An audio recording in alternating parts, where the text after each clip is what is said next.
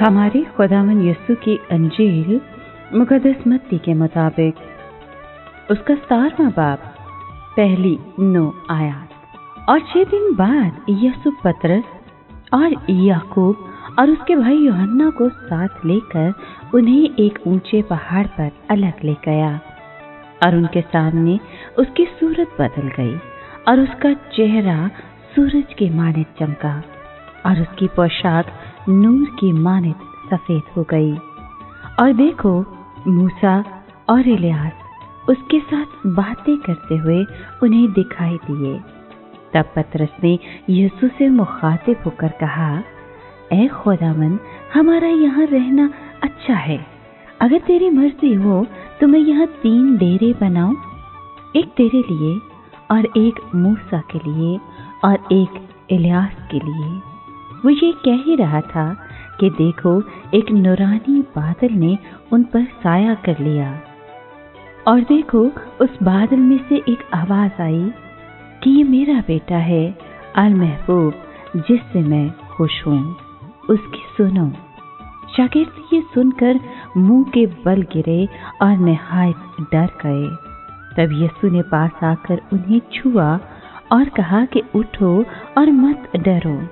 जब उन्होंने अपनी आंखें उठाई तो यीशु के सिवा और किसी को ना देखा।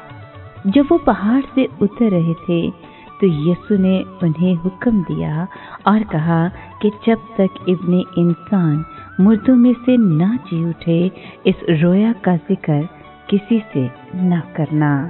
पाक कलाम के पढ़े और सुने जाने पर खुदावंद की बरकत हो। खुदा का शुक्र हो।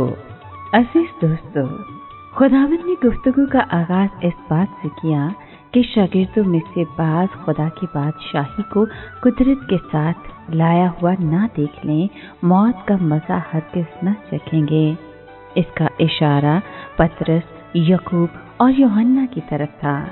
जिस पहाड़ पर खुदावंद की सूरत बदल गई थी, वहां उन्होंने खुदा की बादशाही को कुदरत के साथ आया हुआ देखा।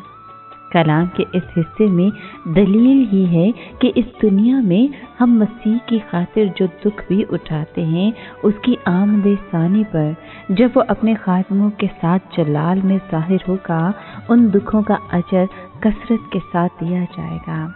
उस पहाड़ के हालात मसीह की 1000 साला बादशाही का आगाह पेश करते हैं।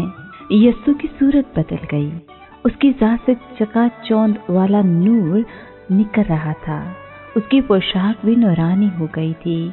ऐसी सफेद की दुनिया में कोई धोबी सफेद नहीं कर सकता। वो पस्ती की हालत में आया।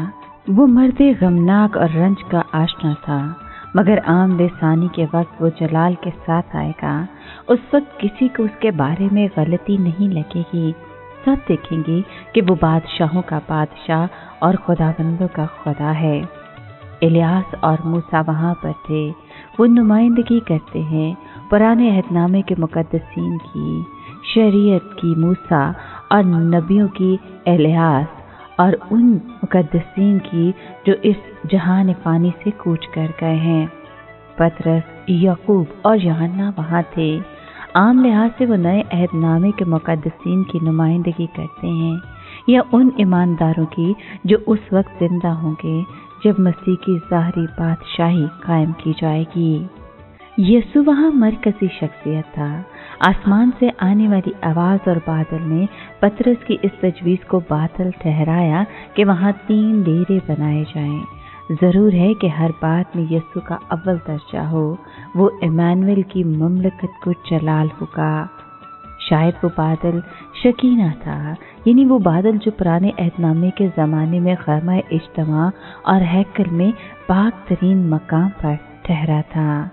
वो आवाज़ तो खुदा की आवाज़ थी जिसने ऐलान किया कि मसीह मेरा प्यारा बेटा है। जब बादल हट गया तो शागिर्दों ने यीशु के सिवा और किसी को अपने साथ फिर न पाया। ये उस बेमिसाल जलाली और फाइक मकाम की तस्वीर थी जो यीशु को उस वक्त हासिल होगा जब खुदा की बादशाही कुदरत के साथ आएगी, और यही मकाम आज उसे अपने पैरोकारों के दिलों में हासिल होना चाहिए।